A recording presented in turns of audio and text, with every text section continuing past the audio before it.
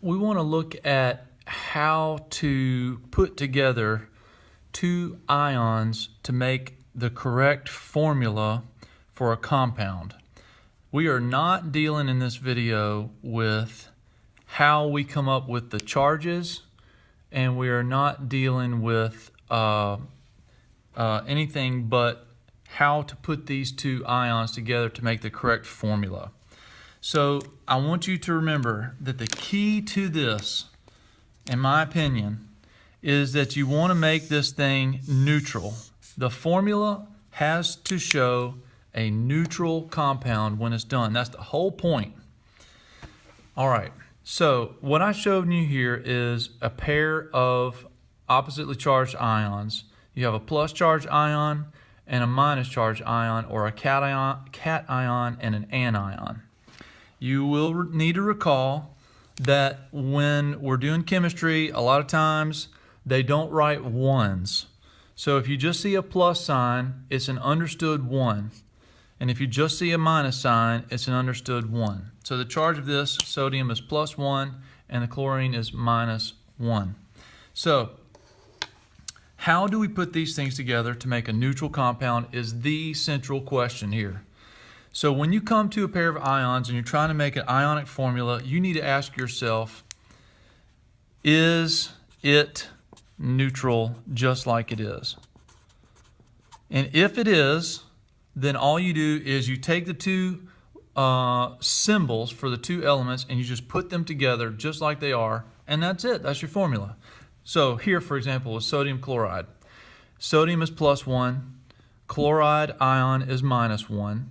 So you ask yourself, if I put these two together just like they are, will +1 and -1 go together to make 0, or a neutral combination? And the answer to that is yes. So the formula for sodium chloride is NaCl, and that's it. Because together, these two charges make a 0 charge. They make a neutral compound. Let's try the next one. All of these are going to be a little bit different. I'm trying not to repeat myself. Be is +2. That's beryllium ion. F is fluoride. It's -1. So you ask yourself the crucial question, if I just put these together just like they are, will it be a neutral compound? The answer is no. Then you say, okay, then which one could I add more of and have a neutral compound? If I had another copy of Be, such as Be +2 two times, would that make this thing neutral, or would it make it less neutral? If I had Be +2 again, that would be a total of +4, and that's not good. We don't want that. That's the wrong way. If I had F with a -1 charge again, would that make it neutral?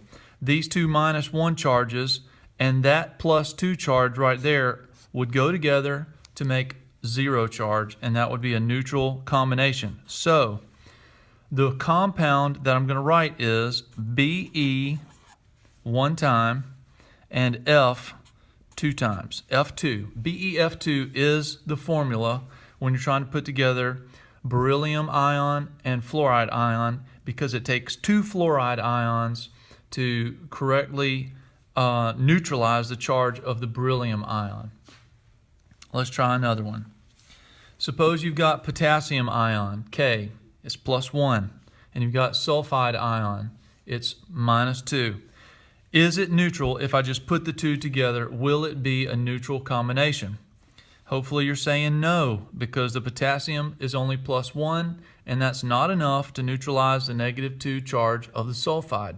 Which one of these letters needs more charge in order to neutralize? Potassium does. We need more potassium in order to neutralize the sulfur. So if I have one more potassium ion matched up with my first potassium, and those two together will neutralize the sulfur. So the formula for this is K2S. The 2 is there because it takes 2 potassiums matched up with 1 sulfur to make a neutral compound.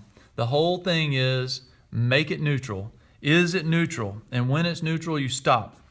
Last one, and then we'll stop this video. For part 1 will be over. Zinc is +2. Sulfide, again, is -1. Question: if I just take those 2 just like they are and put them together, will they make a 0 charge compound? And the answer is yes.